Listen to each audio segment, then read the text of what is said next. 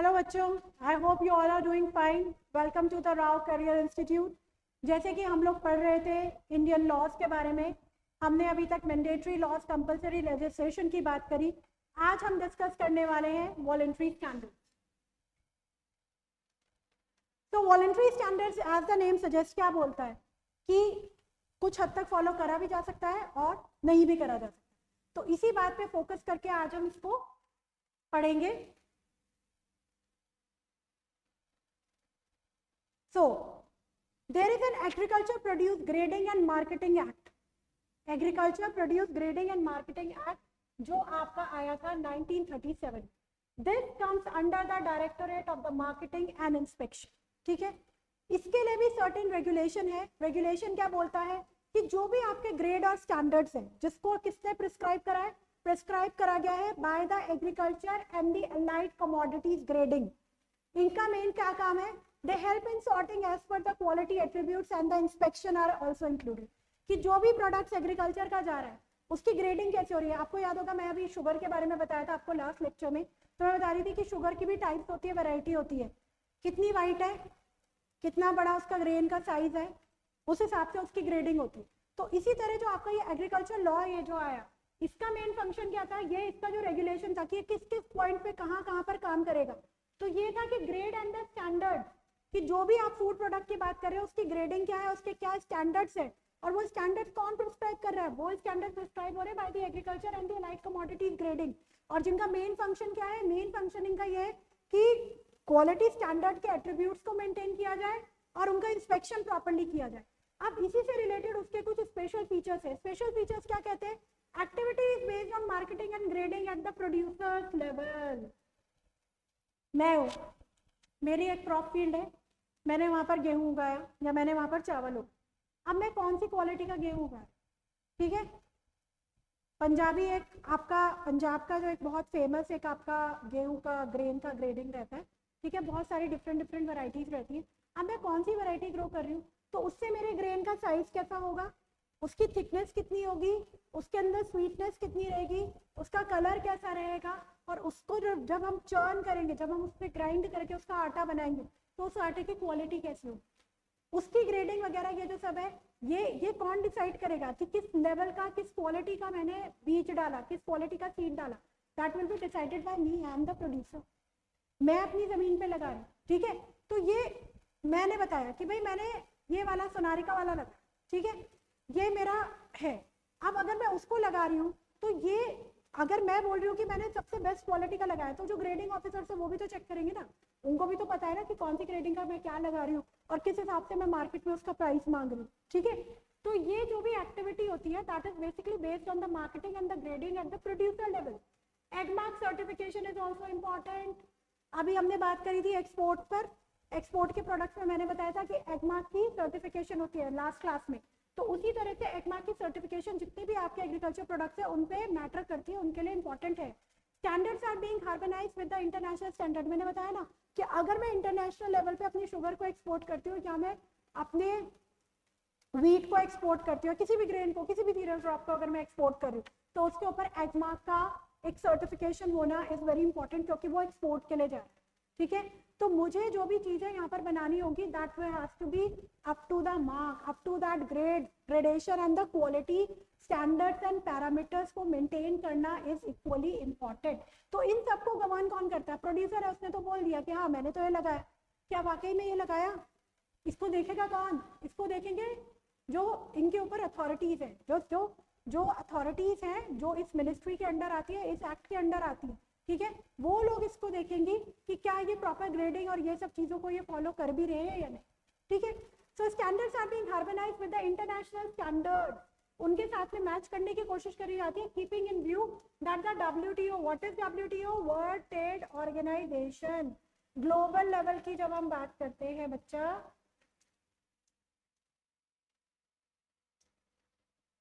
जब हम global level की बात करते हैं तो वहां पे WTO plays a very important role.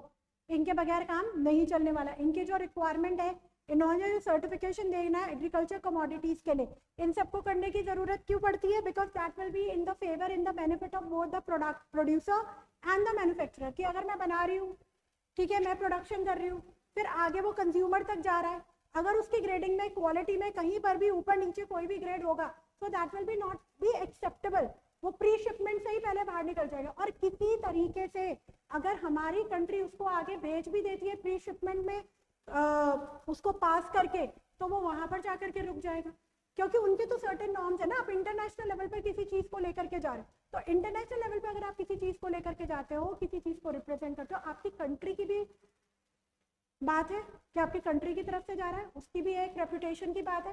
And साथ में जो आप फूड ग्रेड की जो आप क्वालिटी स्टैंडर्ड्स की बात करो वो आप प्रोवाइड तो कराओ।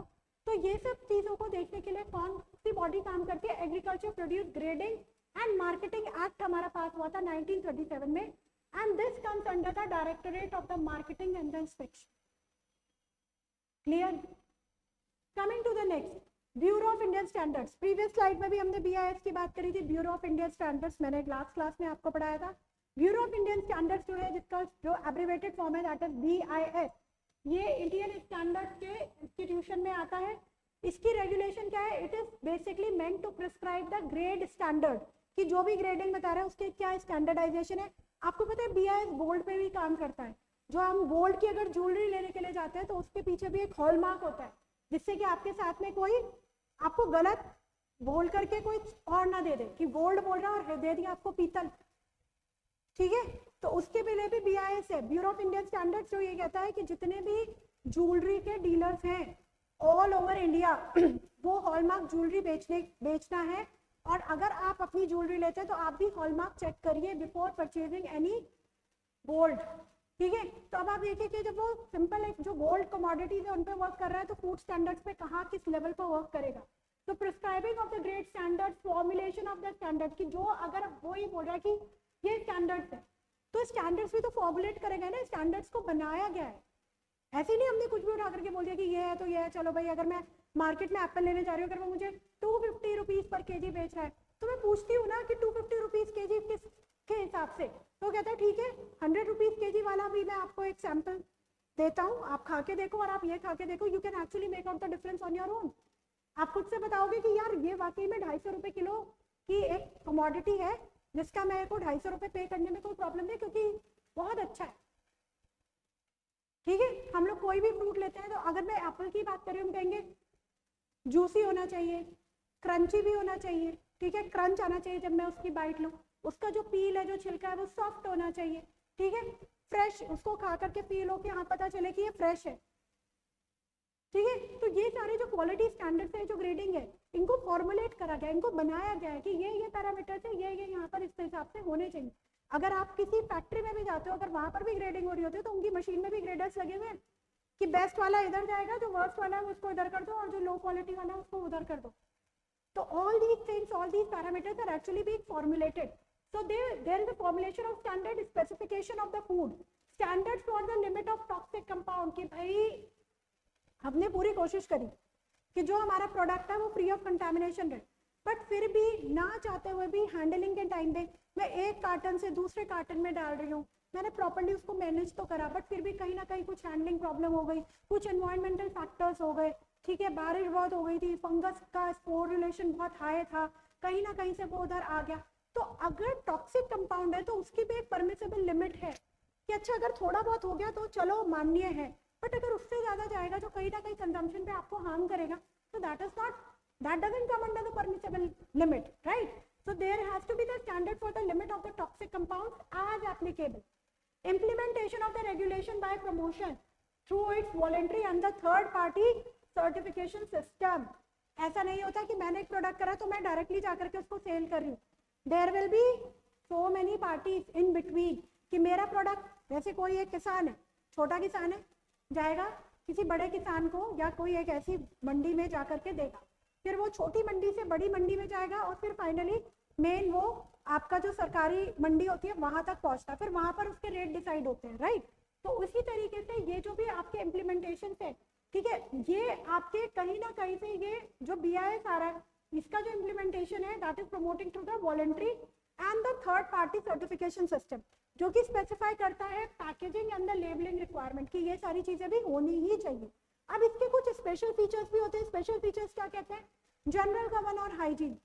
भाई जो भी हम सामान बेच रहे हैं उसकी हाइजीन कैसी है, हाइजीनिक कंडीशंस मेंटेन करना, उसकी क्वालिटी को मेंटेन करना is really very important. Material की क्वालिटी कैसी है, ठीक है। सेफ्टी पर्पज से भी अगर हम चीज़ों को देखते हैं कि आपका जो भी प्रोडक्ट जा रहा है आगे, ठीक है, रॉ मटेरियल की क्वालिटी कैसी है, सेफ्टी कैसी है, क्वालिटी सेफ्टी ओरिएंटेड जो स्टैंडर्ड्स है। मैंने बताया ना कि अगर आपने फील्ड में से कट करा, हार्वेस्टिंग करी, हार्वेस्टिंग करके आप ला करके थ्रेशिंग वगैरह करके आपने जो वीट के ग्रेन्स थे उनको सेपरेट आउट कर लिया, अब उसकी भी ग्रेडिंग हो रही है कि ये साबुत निकला, ये टॉप ग्रेडिंग का, ये थोड़ा सा टूट गया, ये सेकंड ग्रेडिंग का, ये बहुत ज्यादा टूट गया, ये थर्ड ग्रेडिंग का। राइस में होता है ना, राइस में हम क्या बोलते हैं, बासमती, पूरा बासमती, फिर आता है पौना, फिर आती है किनकी। पौना मतलब थोड़ा टूट गया साइड से, पूरा पूरा नहीं है। नॉर्मल राइस का ग्रेन इस तरह से रहेगा, ठीक है, थोड़ा सा टूट गया, थोड़ा सा टूट गया तो हम ये कहेंगे हाँ भाई थोड़ा सा टूटा है, ठीक है, बाकी और भी छोटा हो जाएगा। इस हिसाब से इनकी ग्रेडिंग होगी 1 2 3, तो ये मार्केट में उस हिसाब से तो सेल आउट होगा, ठीक है। अब इसके अलावा इसको स्टोरेज कैसी है, जहां पर स्टोर कर रहे हो वहां पर की कंडीशंस क्या है, सेफ है। सारी चीजों को मेंटेन करने के लिए, सारी चीजों को देखने के लिए we have the bureau of Indian standards. उन्होंने अपने एक सर्टेन स्टैंडर्ड, अपने प्रोटोकॉल्स बना रखे हैं, उन प्रोटोकॉल्स को आपको फॉलो करना पड़ता है। अगर आप उनके प्रोडक्ट्स को, उनके प्रोटोकॉल को फॉलो नहीं करोगे तो भले ही आप मार्केट में अपना प्रोडक्ट किसी भी दाम पर आकर बोलो कि मैंने तो best quality of seed use करा था, मेरी इरिगेशन फैसिलिटीज बहुत अच्छी थी, मैंने अपनी क्रॉप का बहुत ध्यान रखा है, मेरी क्रॉप बहुत अच्छी होगी, बट एक्चुअली में जो ग्रेडिंग है, जो स्टैंडर्डाइजेशन है, वो तो वो डिसाइड करेंगे ना कि वाकई में उस पैरामीटर पे कहीं पर लाई करता भी है या नहीं। तो ये सब बहुत इंपॉर्टेंट। तो ये आपके वॉलंटरी में आता है, ठीक है। तो अभी तक हमने वॉलंटरी में क्या पढ़ा, agriculture produce grading and marketing act. Next हमने पढ़ा bureau of Indian standard. Next हमारे पास में आता है certification marks scheme BIS act, जो 1986 में आया था, ठीक है। This is a certification marks scheme कि अगर एक ग्रेड को ये पास कर गया, एक पैरामीटर को, मेरे जो फॉर्मुलेशन ऑफ ग्रेड्स करा उसको ये पास कर गया, उसके बाद में मैं एक सर्टिफिकेट दूंगी ना। आपने देखा होगा बहुत सारी ऐसी शॉप्स होती हैं जहाँ पर एक अच्छा आपको सामान मिलता है, तो वो लोग अपने सर्टिफिकेट्स लगा करके रखते हैं वॉल पे। वो सर्टिफिकेट्स लगा के क्यों रखते हैं, दे एक्चुअली डिस्प्ले कि भाई हमें सर्टिफिकेशन मिली है, हमारे पास जो क्वालिटी है, जो हमारे पास में जो प्रोडक्ट है उसकी क्वालिटी एप्ट है, बिल्कुल सही है। आप मार्केट में जाते हो, आप डिपार्टमेंटल स्टोर में जाते हो, आपको मस्टर्ड ऑयल बॉटल फॉर्म में मिलता है। कुछ ऐसी भी जगह होती है जहाँ पर वो आपको वही के वही मस्टर्ड सीड्स को ग्राइंड करके आपको फ्रेश मस्टर्ड ऑयल निकाल करके देते हैं। तो उनके पास एक सर्टिफिकेशन लेबल होता है बच्चा, उनके पास में एक सर्टिफिकेशन लेबल होता है, उनके सर्टिफिकेट्स लगे हुए होते हैं कि हाँ ये सर्टिफाइड है, ऐसे कोई रैंडमली जाकर के कुछ भी नहीं कर सकता, ठीक है। सो रेगुलेशन क्या है, they regulate the certification scheme for the various process food product. जितने भी प्रोसेस फूड प्रोडक्ट्स है उनको एक सर्टिफिकेशन स्कीम होगी, उनके इंग्रेडिएंट्स के बारे में बताना होगा, पैकेजिंग के बारे में बताना होगा, कंटेनर्स के बारे में बताना होगा। कुछ स्पेशल फीचर्स भी होते हैं जो इंश्योर करते हैं the quality to the consumer by certification, कि जो कंज्यूमर है उसको भी एक सर्टिफिकेट दिया जाता है कि हाँ भाई ये जो प्रोडक्ट्स यूज कर रहा है ये वाकई में पैरामीटर्स जो भी हमने क्वालिटी स्टैंडर्ड्स की ग्रेडिंग करी है उसमें फिट होता है। तो अगर उसमें फिट होता है तो मतलब ये तो बेस्ट है, इसके आगे तो हमें जाने की जरूरत ही नहीं है, ठीक है। नेक्स्ट कंपल्सरी लेजिस्लेशन, जैसे कि अभी हमने कहा वॉलंटरी लेजिस्लेशन कि कहीं पर थोड़ा बहुत एक दो पैरामीटर्स को वो अपने हिसाब से थोड़ा बहुत बता सकते हैं, but compulsory as the name suggest compulsory है भाई, ये तो होगा ही होगा, ठीक है। तो food business have to comply with the provisions of the food safety and standard, कि जो लोग भी फूड का बिजनेस करते हैं उनको FSS एक्ट जो 2006 में आया था उसके अंडर अपनी मैन्युफैक्चरिंग और प्रोसेसिंग या सप्लाई फूड प्रोडक्ट्स का करना पड़ता है। जैसे कुछ बहुत अच्छे लेवल के बेकर्स होते हैं, ठीक है, तो उनकी जो बेकरी की जो यूनिट्स चलती है उनके लिए कंपल्सरी लेजिस्लेशन होता है which comes under the FSS act which has been given in the year 2006। तो इनका मेन फंक्शन क्या है, they basically deal in the manufacturing, processing and the supply of the food product, तीनों चीज, manufacturing, processing and supply of the food product. उसके बाद में हमारे पास में आता है food safety and standard act जो 2006 में आया था, ठीक है। The food safety and standard effect it actually became effective in 2011, आया तो 2006 में था मगर जो इफेक्टिव हुआ, जो लागू हुआ वो 2011 से हुआ, ठीक है। और जितने भी अबव मेंशन एक्ट और ऑर्डर्स हैं उनके बेसिस पर हमने इसको करा। इस एक्ट को रेगुलेट करने के लिए क्या है, जो भी आपके मैन्युफैक्चर, स्टोरेज या डिस्ट्रीब्यूशन, सेल या इंपोर्ट है फूड प्रोडक्ट का, manufacture, storage, distribution, sale and import of the food product. इनका मेन फंक्शन क्या था, ये इंश्योर करना, ये सेटिस्फाई करना कि ये जितने भी फूड प्रोडक्ट है उनकी जो अवेलेबिलिटी है वो सेफ है और न्यूट्रिशियस है फॉर द ह्यूमन कंजम्पशन, कि अगर कल मैं ये प्रोडक्ट लेती हूँ, मैं कंज्यूम करती हूँ, तो सेफ्टी होने के साथ साथ ये मेरी हेल्थ के लिए तो सेफ है, उसके साथ साथ में ये न्यूट्रिशियस भी है। अगर मैं इसे कंज्यूम कर रही हूँ तो मुझे इसकी न्यूट्रिशन वैल्यू जो इसके पैकेज पे जो लेबलिंग पे मेंशन करी गई है वो एक्चुअली में मुझे मिल रही है। आपने देखा होगा कुछ जो प्रोडक्ट्स होते हैं उनमें ये भी लिखा हुआ होता है एनर्जी पर कैलोरी। अगर ध्यान दो तो आज देखना जरा जा करके, एनर्जी पर कैलोरी ये सब मेंशन्ड होता है वहां पर। तो एनर्जी पर कैलोरी से क्या मतलब हो रहा है यहाँ पर, कि जितनी भी एनर्जी, कि अगर मैं ये फूड जो भी मैं फूड प्रोडक्ट जो भी मैं कंज्यूम कर रही हूँ उसको खाने के बाद मुझे कितनी एनर्जी मिलती है, एनर्जी जो हमारी बॉडी में जाती है that is countable in the form of calories, calorie की यूनिट में करते हैं, तो कितना हमें मिल रहा है। तो ये सारा चीज जो है ये फूड सेफ्टी स्टैंडर्ड एक्ट ये इन सब चीजों को इंश्योर करता है कि ये तो होना ही चाहिए। इसके अलावा it also establish the food safety standard authority of the India, FSSAI ने ही इसको करा है, और ये स्टेट करता है कि जो भी फूड ऑपरेट करते हैं, जो भी फूड ऑपरेटर्स है, उनकी कुछ रिस्पॉन्सिबिलिटी है, manufacturers, packagers, packers, wholesaler, distributor, seller, सबकी एक रिस्पॉन्सिबिलिटी है। And you have to be responsible. अगर आप इस इंडस्ट्री में आ रहे हो, आप काम कर रहे हो, you can not play with the health of the people जो भी आपके प्रोडक्ट को कंज्यूम करते हैं। ये होना ही चाहिए, राइट? तो रिस्पॉन्सिबिलिटी फूड ऑपरेटर्स की है, मैन्युफैक्चरर्स की भी है, पैकर्स की भी है, हर एक लेवल पर है। भाई जो फूड ऑपरेटर है उसने किस तरह से अपने ऑपरेशन प्रोटोकॉल को फॉलो करा, उससे क्या वो सारे स्टेप्स फॉलो करे। नेक्स्ट आता है मैन्युफैक्चरिंग यूनिट, जो वो बोल रहे हैं क्या वो उसको प्रॉपर्ली मैन्युफैक्चर कर रहे हैं, जो जो चीजें इंग्रेडिएंट्स वहां पर डिस्प्ले करी जा रही हैं क्या वो एक्चुअली में ऐड करे जा रहा है, आ रहा है उसमें। नेक्स्ट आता है पैकर्स, जो पैकेजिंग की बात कर रहे हैं उनकी पैकेजिंग कितनी सेफ है। अगर मैं बात करती हूँ टेट्रा पैक की, तो tetra pack has to be a tetra pack, you can not goof up. आप नहीं बोल सकते कि ये टेट्रा पैक बोला है मैंने और टेट्रा पैक की तो पैकिंग ही नहीं है, क्योंकि अगर कोई भी इंसान टेट्रा पैक वाली चीज उठा रहा है तो उसको ये बात पता है कि इसकी शेल्फ लाइफ बहुत है, मैं इसे हफ्ते भर 10 दिन के लिए स्टोर करके रख सकता हूँ अगर मैंने पैकेट को ओपन नहीं करा, keeping in mind the expiry date, right? So manufacturers, packagers, wholesaler, जो आगे जाकर के डिस्ट्रीब्यूशन यूनिट की बात हो गई, जो उसे बेच रहा है, होलसेलर्स के पास जा रहा है, डिस्ट्रीब्यूटर्स के पास जा रहा है, सुपर मार्ट्स में जा रहा है, एक नॉर्मल डीलर के पास में जा रहा है, ठीक है, and the sellers. So the food authority and the state food safety authorities, they shall be responsible for the enforcement of this act। तो आपका फूड अथॉरिटी सेंट्रल लेवल पर, फूड अथॉरिटी स्टेट लेवल पर, everybody has to make sure कि जो भी product market में जा रहा है उसको हर एक लेवल पर, हर एक स्टेप पर sorry, keeping in mind all the parameters, उसको प्रॉपर्ली चेक करा गया है, जो प्रोटोकॉल मेंशन करे गए हैं, जो स्टैंडर्ड्स बनाए गए हैं वो वाकई में फॉलो करे जा रहे हैं या नहीं, ठीक है। और कहीं पर भी अगर किसी चीज की कमी होती है तो इन अथॉरिटीज के पास में पूरी पूरी पावर है कि वो उनका लाइसेंस को कैंसिल कर सकते हैं। ये बात मैं जब से आपको इंडियन फूड लॉज के बारे में पढ़ा रही हूँ, मैं यही बार बार आपको बता रही हूँ, लॉ अगर कोई बनाया गया है तो उस लॉज की कोई मान्यता होती है, ऐसे ही कुछ भी उठा करके हम लॉज नहीं बनाते, उसके पीछे की एक पूरी टीम होती है जो उस पर डे नाइट काम करती है और फिर उनको एक फिनिश फॉर्म में लेकर के आती है। और जो भी कंपनी, जो भी मैन्युफैक्चरर्स, जो भी ऑपरेटर्स इस पे काम कर रहे होते हैं उनको एक्चुअली में ये गाइडलाइन दी जाती है, उनको बताया जाता है कि आपको इस प्रोटोकॉल पे काम करना है। और कहीं पर भी if they are following short और कहीं पर भी वो प्रोटोकॉल अगर फॉलो नहीं होता है तो पूरा पूरा हक है कि आप उस चीज को रोक सकते हैं। ओके, नेक्स्ट अब हम बात करते हैं members of FSSAI, food safety and standard authority of India के कौन कौन से मेंबर्स हैं।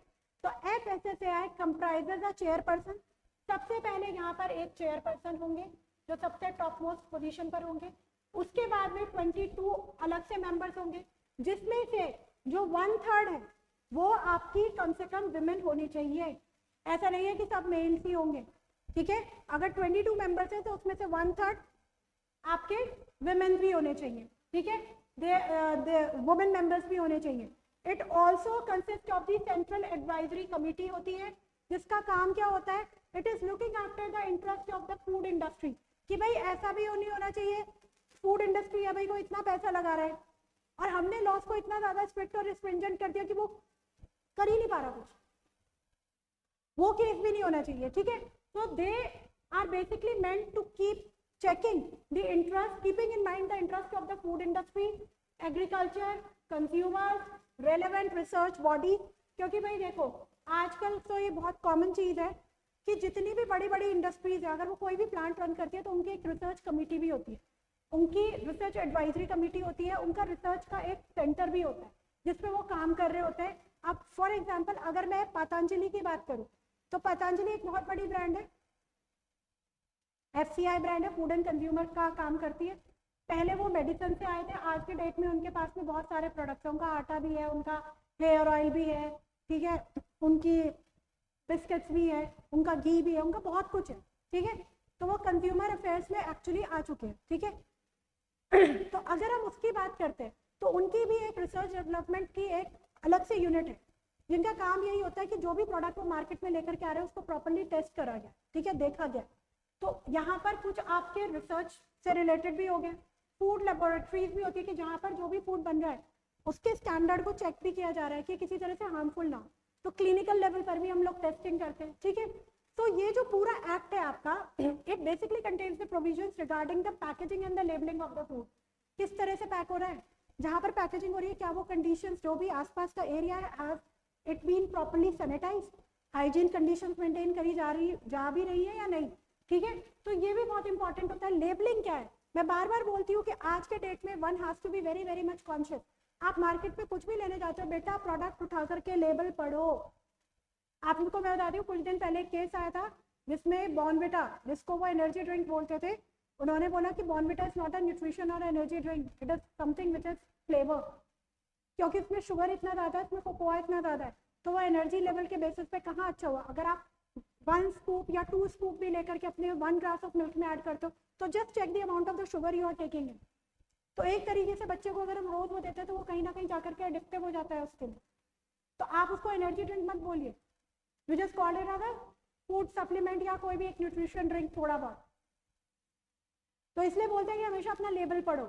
इंडिया के साथ प्रॉब्लम क्या है कि we are not that much aware, हम लोग इतना देखते ही नहीं, हम जाते हैं मार्केट से प्रोडक्ट उठा के ले आते हैं, अरे भाई उसके पीछे मैन्युफैक्चरिंग एक्सपायरी डेट मेंशन होती है, प्लीज रीड दैट। कोई भी प्रोडक्ट ऐसे यूज नहीं करना चाहिए। मैं कहती हूँ सिर्फ फूड से रिलेटेड नहीं, इवन इफ अगर आप अपने लिए भी यूज कर रहे हो, आप कोई लोशन, मॉइस्चराइजिंग लोशन यूज करते हो, कोई क्रीम यूज करते हो, कोई हेयर ऑयल यूज करते हो, always read the manufacturing and expiry date before using it और बिफोर अप्लाइंग इट, राइट। तो इनका मेन फंक्शन क्या है, the packaging, coming back to the topic, packaging of the food must contain the name of the food. बताओ क्या है ये। हम फ्रूट ड्रिंक्स की बात करते हैं तो मैंने बताया ना अभी एफपीओ ने क्या बोला था कि फ्रूट वाली ड्रिंक भी हो सकती है, नॉन फ्रूट भी हो सकती है। तो आपको पैकेट पे मेंशन करना है कि whether it is a fruit drink और नॉन फ्रूट ड्रिंक। इसमें एडेड फ्लेवर्स है, एडेड कलर्स है, एडिटिव्स क्या ऐड करे गए हैं, इसमें कौन सा एसेंस ऐड करा गया है। आप फ्रूट पल्प की बात करो, क्या वाकई में फ्रूट पल्प एडेड है, अगर फ्रूट पल्प ऐड करा गया तो कितने कॉन्सेंट्रेशन के साथ ऐड करा गया, ये बहुत इंपॉर्टेंट है, ठीक है। तो you need to mention the name of the food, the list of the ingredient, क्या क्या डाला है, क्या क्या यूज करा है, भाई बताओ। Consumer must know what they are consuming because there are majority of the people who are allergic। अगर एलर्जिक बंदे को पता ही नहीं होगा, जैसे मैंने अभी पहले भी डिस्कस करा था, किसी को पीनट से एलर्जी है, मूंगफली से, वो खाएगा उसकी तबीयत खराब हो जाएगी, उसकी बॉडी नहीं लेती। कुछ लोग वीट के लिए भी वीट टॉलरेंस इंटॉलरेंस होती है, गेहूं नहीं खा सकते, तो वो कुछ उसके सब्स्टिट्यूट खाएंगे, राइस ले लिया, मिलेट्स ले लिए। वीट इंटॉलरेंस है, डेयरी इंटॉलरेंस होती है, मिल्क या मिल्क के प्रोडक्ट्स नहीं खा सकते, खाएंगे तो उनको डाइजेस्टिव इश्यूज हो जाते हैं, ठीक है। तो ये सब चीजें मेंशन करनी जरूरी है, क्योंकि वो इंसान को क्यों नुकसान पहुंचाया जाए जिस इंसान के लिए वो चीज नहीं बनी है या वो नहीं कंज्यूम कर सकता। अगर आप लेबल पे मेंशन नहीं करोगे, आप इंग्रेडिएंट नहीं बताओगे, तो उसके लिए तो एक वो चीज होगी ना कि उसे पता ही नहीं है कि वो क्या खा रहा है, और कल को अगर उसकी तबीयत खराब होती है तो वो जाके किसको क्या बोले कि मैंने क्या खाया था, उसको पता ही नहीं है, आपने इंग्रेडिएंट पे मेंशन ही नहीं करा, ठीक है। तो this is very important, date of the manufacturing and net quantity, वही वाली बात जो मेजरिंग स्टैंडर्ड्स की हम बात कर रहे थे, वेट्स की, कि मेरे से जितना पैसा आप मांग रहे हो, जो प्रोडक्ट आप मुझे दे रहे हो, क्या वाकई में वो इतने पैसे का है, तो that should be also mention, right. Then comes the categories of the food. Categories of food में क्या है कि एफएसएसएआई ने फूड प्रोडक्ट को 2 कैटेगरीज में डिवाइड करा। एक उन्होंने कहा कि स्टैंडर्डाइज, और एक वो कहते हैं कि नॉन स्टैंडर्डाइज। अब क्या है ये, देखो जो स्टैंडर्डाइज फूड प्रोडक्ट्स होते हैं, these are those which do not require approval before manufacture, sale, distribution और import। इनको किसी तरह की अप्रूवल की जरूरत ही नहीं है, मैन्युफैक्चरिंग के टाइम पे भी नहीं है, सेल, डिस्ट्रीब्यूशन या फिर आप इसको इंपोर्ट कर रहे हो, इसमें किसी तरह की हमको कोई अप्रूवल की रिक्वायरमेंट नहीं। बट जहां पर बात आती है नॉन स्टैंडर्डाइज की, तो नॉन स्टैंडर्डाइज प्रोडक्ट वो है जिनके पास कोई स्टैंडर्ड प्रिस्क्राइब्ड ही नहीं है। तो जब इसके पास कोई स्टैंडर्ड प्रिस्क्राइब नहीं है तो अब हमारे लिए बहुत इंपॉर्टेंट बन जाता है कि हम उसका कोई स्टैंडर्ड को प्रिस्क्राइब करें। तो जितने भी फूड आपके इंपोर्टेड होते हैं, ठीक है, जो भी आपके फूड इंपोर्टेड होते हैं इनटू द इंडिया, बाहर के देशों से जो इंडिया में आ रहा है, they follow the FSS act, ठीक है, food safety and security act, rules and regulation. अगर आपका फूड आर्टिकल से स्टैंडर्डाइज है तो importer only needs an FSSAI license, ठीक है, कि अगर कोई फूड आ रहा है बाहर से, इंपोर्ट होकर के आ रहा है, ठीक है, और वो स्टैंडर्डाइज फूड, ठीक, तो उसके लिए सिर्फ FSSAI का लाइसेंस की जरूरत पड़ेगी तो इंपोर्ट, बस बात खत्म, क्योंकि हमें उसका स्टैंडर्ड पहले से मेंशन है, we are aware of it, उसको अप्रूवल की ऐसा जितनी कोई जरूरत नहीं है, सिंपली FSSAI का license will work. But the importer also needs to comply with the FSSAI regulation. अब ऐसा नहीं है कि उसको सर्टिफिकेट इजीली मिल जाएगा, FSSAI के जो रूल्स एंड रेगुलेशंस है वो उसको फॉलो करने पड़ेंगे। अगर वो उस कैटेगरी में फॉल करता है, उन कंडीशंस पे, उस बेसिस पे हम उस पर्टिकुलर फूड आइटम को अप्रूव कर लेते हैं, क्योंकि हम ये मान के चलते हैं ये स्टैंडर्डाइज है एंड मोर ओवर जो हमारे FSSAI के जो रेगुलेशंस है उन नॉर्म्स को ये प्रॉपर्ली फॉलो करता है। तो उसके लिए हमें ज्यादा कुछ करने की जरूरत नहीं है, सिंपल सी बात है, आप FSSAI का लाइसेंस वहां पर दे दो, ठीक है, and this will be helpful for that imported item for the sale and distribution of the food product। और अगर सपोज आपके पास कोई एक न्यू या फिर अननोन फूड आर्टिकल है जिसके बारे में कोई स्पेसिफिकेशन नहीं पता, हमें कुछ पता ही नहीं है उसके बारे में, और उसको पहली बार इंट्रोड्यूस किया जा रहा है फॉर द इम्पोर्ट पर्पस, कि वो बाहर की कंट्री से हमारे यहाँ आने वाला, तो then it is considered to be the non standardize. I hope अब डिफरेंस समझ में आ गया होगा स्टैंडर्डाइज और नॉन स्टैंडर्ड। स्टैंडर्डाइज वो है बेटा जिसके बारे में पता है, ठीक है, जो FSSAI के रेगुलेशंस और रूल्स के साथ में कंप्लाई करता है, ठीक है, तो उसके लिए एक सिंपल FSSAI का लाइसेंस लेकर के आप उसको बाहर की कंट्री से अपनी कंट्री में मंगा सकते हो, इंपोर्ट इजीली हो जाए, ठीक, ज्यादा कुछ फॉर्मेलिटीज में जाने की जरूरत नहीं पड़ेगी, बस अगर वो उसके FSSAI के नॉर्म्स को फॉलो करता है तो FSSAI का लाइसेंस विल वर्क।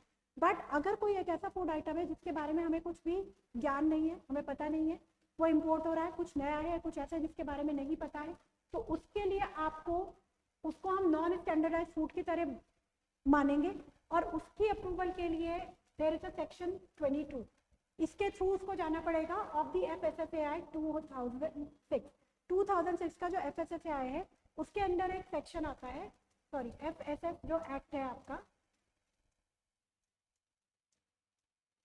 2006 का, उसके अंदर एक आता है आपका सेक्शन 22। तो जो भी आपका नॉन स्टैंडर्डाइज फूड है वो इस सेक्शन के अंडर आ जाएगा, जो भी आपका इंपोर्ट हो रहा है, ठीक है। The FSSAI 2006 does not employ to the food been exported out of India. ये बहुत इंपॉर्टेंट पॉइंट है, this is a star point, कि जो आपका FSS का जो एक्ट है 2006 का, अगर हम इंपोर्टेड आइटम्स की बात करें तो स्टैंडर्डाइज आइटम है उसके लिए FSSAI का लाइसेंस विल वर्क।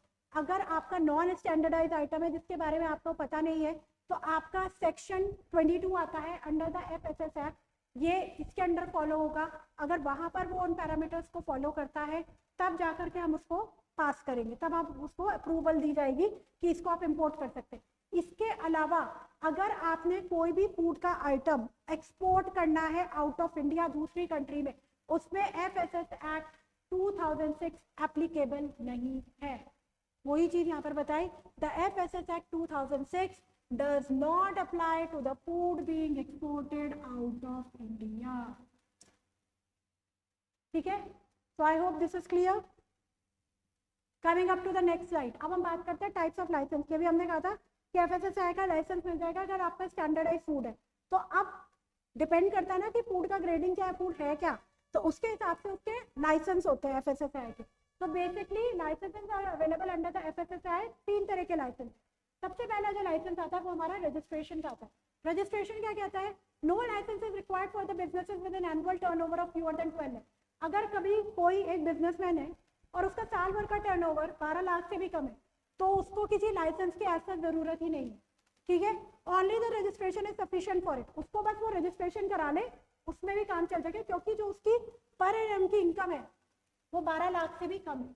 तो 12 लाख से कम अगर उसकी इनकम है तो अगर वो सिर्फ एक रजिस्ट्रेशन करा लेगा तो भी उसके लिए काम करेगा, क्योंकि लाइसेंस लेना उसको बहुत एक्सपेंसिव पड़ेगा। अब उस बेचारे की तो इतनी सेल ही नहीं है, ठीक है। तो only the registration is sufficient for it. This applicant has to fill a form A under FSSAI।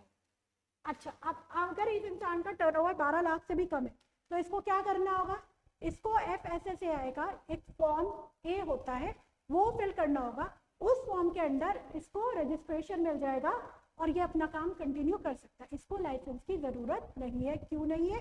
क्योंकि उसका जो टर्नओवर है वो 12 लाख से भी कम है। नेक्स्ट हमारे पास में कैटेगरी आती है स्टेट लाइसेंस की। स्टेट लाइसेंस क्या बोलता है? Food business operators have an annual turnover of more than 12 lakh but less than 20 crore. ये लिमिटेशंस को याद रखना है बच्चे। 12 लाख से तो ज्यादा है मगर 20 करोड़ से कम है तो they are eligible for it, तो उनको स्टेट से एक लाइसेंस मिल जाता है।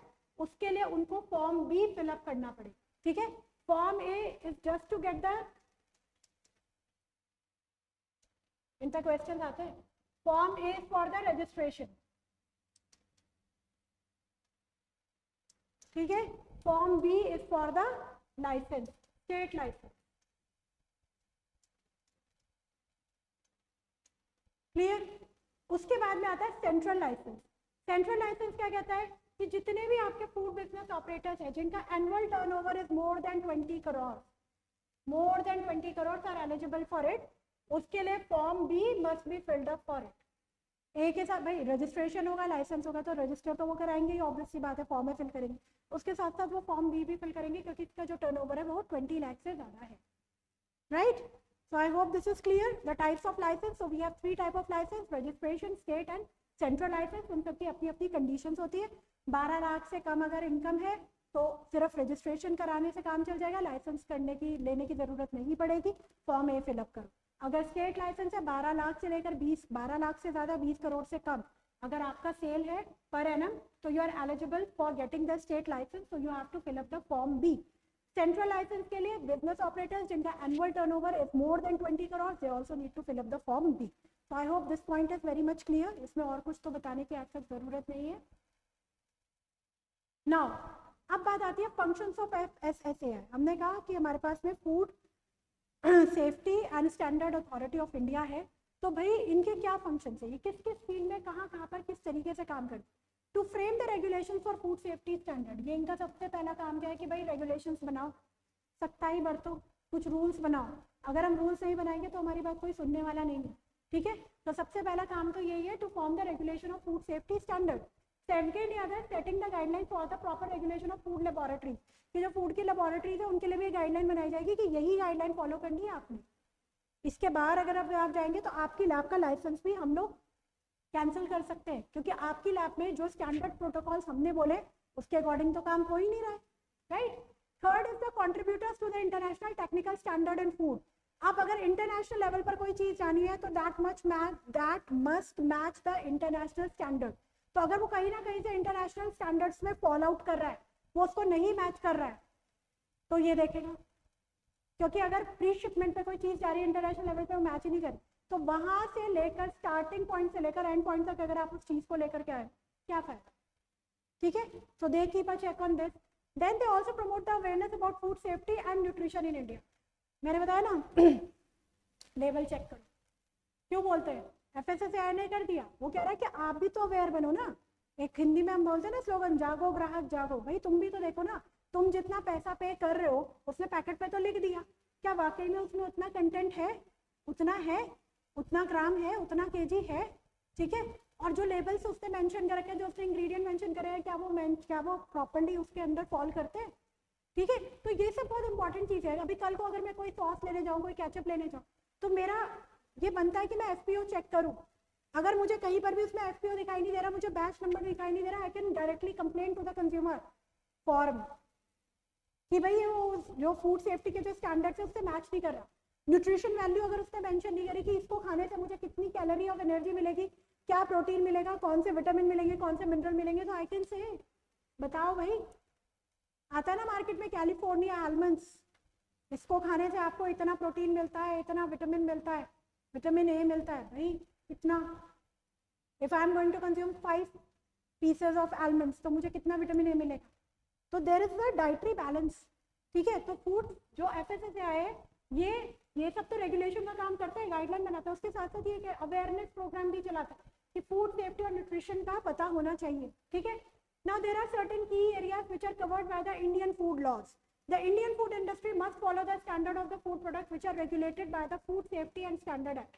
कि जितनी भी फूड इंडस्ट्री है उनके लिए मैंडेट है कि आप फॉलो करेंगे फूड सेफ्टी स्टैंडर्ड एक्ट को। कहाँ कहाँ पर? डेयरी प्रोडक्ट्स के लिए भी होगा फॉलो, फैट ऑयल और एमल्शंस के लिए भी होगा। आप गुड फैट्स खाओ ना, आपकी बॉडी में जो आप फैट ले रहे हो that has to be in a good percentage. अगर हम पाम ऑयल कंज्यूम करेंगे, मैंने आपको प्रीवियस क्लास में भी बताया था, palm oil is completely no. अगर हम पाम ऑयल कंज्यूम करते हैं तो कहीं ना कहीं से हमारी हेल्थ हार्म होगी और उसके लिए हम खुद रिस्पॉन्सिबल है। तो आपको तो बता रहा है ना फूड सेफ्टी स्टैंडर्ड्स कि palm oil is not good for your health. तो अगर आप किसी भी पैकेज प्रोडक्ट में अगर पाम ऑयल लिखा हुआ देखते हो तो मत खाओ। And there is a variation, I am telling you. India में लेस का जो प्रोडक्ट बनता है और अमेरिका में जो लेस का प्रोडक्ट बनता है, आप उसका कभी मौका मिले पैकेजिंग उठा करके कभी पढ़ो इंग्रेडिएंट, आपको डिफरेंस पता चल जाएगा। बॉर्नविटा जो इंडिया में बनता है और बॉर्नविटा जो कैडबरी का बाहर बनता है, उसमें आपको डिफरेंस पता चल जाएगा कि कितनी शुगर यहाँ यूज कर रहे हैं और वहां पर शुगर का कॉन्सेंट्रेशन या अमाउंट कितना है, राइट। सो डेयरी प्रोडक्ट्स के लिए यूज होता है फ्रूट एंड वेजिटेबल प्रोडक्ट, जो मैंने FPO आपको बताया था, and the fortification of the staple foods, that is vegetable oil, milk, salt, rice and the wheat flour and maida, इन सब के लिए, right? Next, cereal product, meat products, fish products, sweets and confectionery, sweetening agent, मैंने बताया ना, जैसे हर किसी में sweet add नहीं की जाती, कुछ स्वीटनिंग एजेंट्स भी ऐड करे जाते हैं, तो आपको पता होना चाहिए कौन से sweetening agents they are adding, including honey, salt, spices, condiments, related products, beverages other than dairy and the fruit and vegetable based, ठीक है। अल्कोहलिक बेवरेजेस, प्रोप्राइटरी फ्रूट, मैंने बताया था प्रोप्राइटरी फ्रूट में manufacturing date, expiry date, label, batch number check करना is very important. और बोलता है FSSAI कि ये आपको मेंशन करना ही है, तो कहीं से आपको कुछ भी अगर मिसिंग दिखाई देता है you can always go and complain. Next हमारे पास में आता है FSSAI ascertains some factors to ensure the quality। ये चीजों को ये ध्यान में रखता है कि ये क्वालिटी स्टैंडर्ड्स मेंटेन होने चाहिए। No article of the food should contain food additives। कोशिश ये रहेगी हमेशा से कि फूड एडिटिव्स कम से कम ऐड हो, आप नेचुरल चीजों को ऐड करके फूड एडिटिव्स मत डालिए, ठीक है। No article of the food should contain any container any contents और द टॉक्सिक सब्सटेंसेस। उसमें कुछ भी ऐसा नहीं होना चाहिए जो टॉक्सिक हो। Toxic substances usually are carcinogenic. Maggi जो बैन हुई थी क्यों हुई थी? क्योंकि उसमें जो आपका अजीनोमोटो जो चलता है, ठीक है, वो कितने अमाउंट में था? परमिसेबल लिमिट से ज्यादा था, ठीक है। परमिसेबल लिमिट से ज्यादा कोई भी चीज होगी तो वो एडिक्टिव हो जाती है, बच्चे ज्यादा कंज्यूम कर रहे हैं, बड़े भी कंज्यूम कर रहे हैं, which is carcinogenic. Johnson and Johnson का आया था जो बेबी प्रोडक्ट्स की बहुत बड़ी ब्रांड है, उसके भी कुछ प्रोडक्ट में कार्सिनोजेनिक एजेंट्स पाए गए थे जिसकी वजह से उसको बैन करा गया था, ठीक है। तो ये सब बहुत इंपॉर्टेंट है।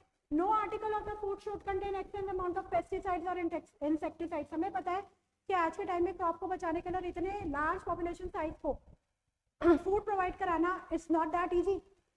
तो अगर कल को हमारी क्रॉप में, हमारी फील्ड में अगर इंसेक्ट्स लगते हैं या पेस्ट लगते हैं तो हम इंसेक्टिसाइड और पेस्टिसाइड्स का एप्लीकेशन करेंगे, but again the point comes permissible limit, क्योंकि अगर परमिसेबल लिमिट से आप ज्यादा डालोगे तो आप इनडायरेक्टली लोगों को पेस्टिसाइड और इंसेक्टिसाइड कंज्यूम करा रहे हो, हमारे लिए वो नहीं बने। तो अगर हम कुछ भी चीज ऐसे खाएंगे तो डेफिनेट सी बात है कि कहीं ना कहीं फ्यूचर में जाकर के वो हमारी बॉडी को हार्म करेगा।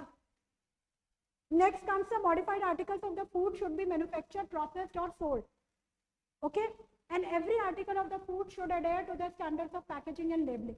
कि जो स्टैंडर्ड्स बोले गए हैं कि ये पैकेजिंग के, ये लेबलिंग के, डिफरेंट फूड प्रोडक्ट्स के लिए, मीट प्रोडक्ट्स के लिए अलग है, फ्रूट प्रोडक्ट्स के लिए अलग है, जो मिल्क प्रोडक्ट्स है उनके लिए अलग है, ठीक है, सीरियल क्रॉप्स के लिए अलग है, तो that has to be mention over there. Process food के लिए अलग है, तो वो सारे लेबल्स वहाँ पर मेंशन करने होते हैं।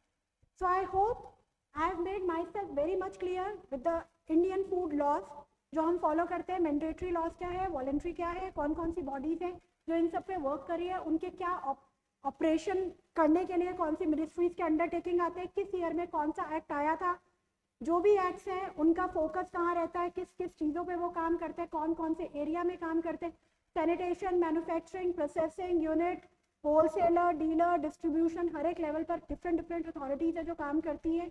तो this is how the things work. Next class में मैं आपको कुछ इंटरनेशनल लॉज के बारे में बताऊंगी. And since you are applying for the food safety officer course, तो यू मस्ट नो कि आपके क्या उसमें आपकी रिस्पॉन्सिबिलिटीज होंगी as a food safety officer. What will be your job role, आपको क्या क्या काम करना होगा, किन किन बातों का ध्यान रखना होगा. तो ये सारी चीज़ें हम अपनी नेक्स्ट कमिंग क्लास में डिस्कस करेंगे. Thank you so much for attending the class. See you in the next class.